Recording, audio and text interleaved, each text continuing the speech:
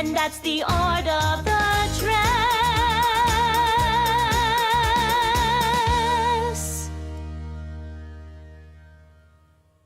Welcome everyone to another music review with Rocky Harmony. Today we are taking a close look at an art form that is a bit out of my area of expertise, but after listening to this song, you will be dressed to impress and ready to express.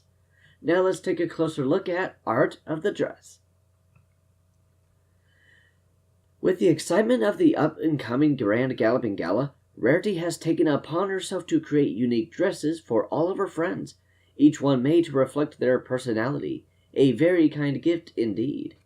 Rarity is normally voiced by Tabitha St. Germain, but in this song, Rarity is voiced by Kazumi Evans. Lyrics were written by Charlotte Fullerton, while the music is by Daniel Ingram.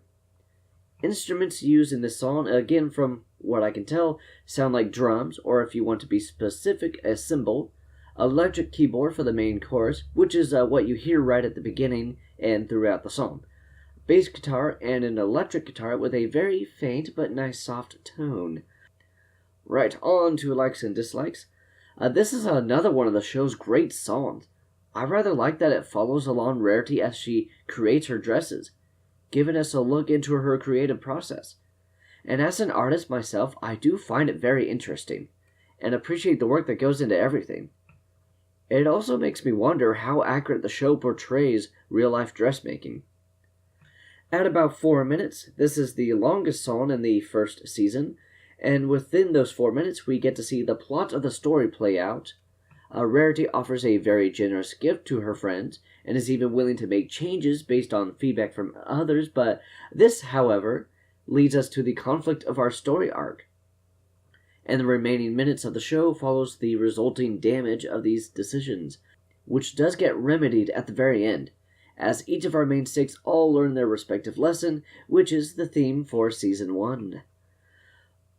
At about the 3:44-minute mark, there's actually a line within the song that I find rather funny. Even though these dresses are all a gift from Rarity, all the characters mention to make sure everything stays within their budget. So perhaps that means that Rarity is having them pay for the changes, which is understandable, and I'll actually be covering this aspect when covering what impact the song has.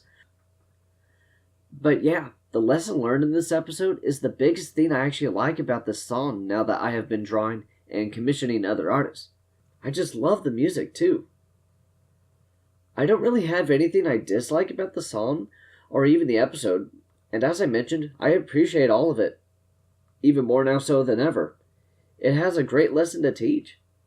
Now for the overall impact, I'm diving straight into the lesson that makes me respect this particular song and episode so much. This is something that artists or creators of all kind have or will run into at some point in their life. The situation where a client or someone whom they are making something for are taking advantage of them, or not trusting in the creativity of the artist.